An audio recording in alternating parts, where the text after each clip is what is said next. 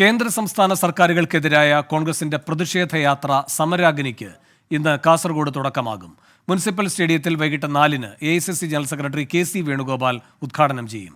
കേന്ദ്രവിരുദ്ധ സമരം നടത്താൻ പിണറായി സർക്കാരിന് യോഗ്യതയില്ലെന്ന് KPCC പ്രസിഡന്റ് K. സുധാകരൻ 24-നോട് പറഞ്ഞു.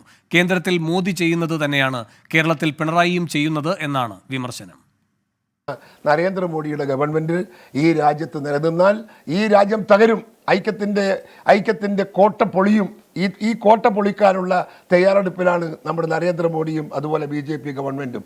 അവർക്കെതിരെ സമരം നടത്തിയവർ അതിന് അർഹതയുള്ളവരല്ല, അർഹതയില്ലാത്തവരാ. അവർ കേരളത്തിൽ ചെയ്തതും ഇത് തന്നെയാണ്.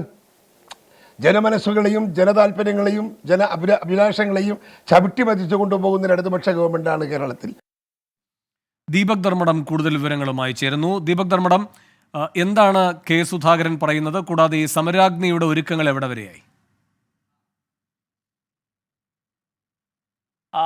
വേണുബാലകൃഷ്ണൻ, സമരാഗ്നിയുടെ ഒരുക്കങ്ങൾ ഏതാണ്ട് പൂർത്തിയായി. വൈകിട്ട് KC വേണുഗോപാൽ ഉദ്ഘാടനം ചെയ്യും.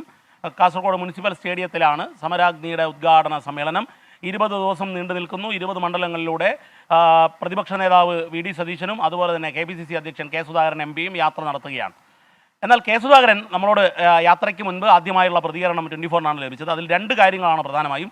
ഒന്ന്, കേന്ദ്രവിരുദ്ധ സമരത്തിന് കേരളത്തിന് അർഹതയില്ല എന്ന ഒരു പൊളിറ്റിക്കൽ ക്യാമ്പയിൻ ആയിരിക്കും ഈ യാത്രയിൽ ഉടനീളം ഉണ്ടാവുക എന്നുള്ള സൂചനകൾ കൃത്യമായി K. സുധാകരൻ നൽകുന്നു. കാരണം കോൺഗ്രസ് വിട്ടുനിന്നത് വലിയ രീതിയിലുള്ള അടക്കം പറച്ചിലുകൾക്കിടയാക്കിയിട്ടുണ്ട്. കാരണം സംസ്ഥാനത്തിൻ്റെ താല്പര്യത്തിന് വേണ്ടി എല്ലാവരും ഒരുമിച്ച് നിൽക്കണമെന്ന ആവശ്യമുണ്ടായിരുന്നു.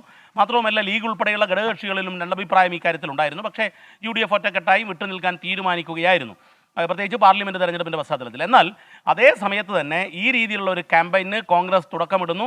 ഈ യാത്രയിലുടനീളം അതായിരിക്കും. മറ്റൊരു കാര്യം K. സുധാകരനോട് ഞാൻ ചോദിച്ചത് ലീഗിൻ്റെ കാര്യമാണ്. ലീഗിൻ്റെ 3-ാം സീറ്റ് വാദത്തെക്കുറിച്ചാണ്.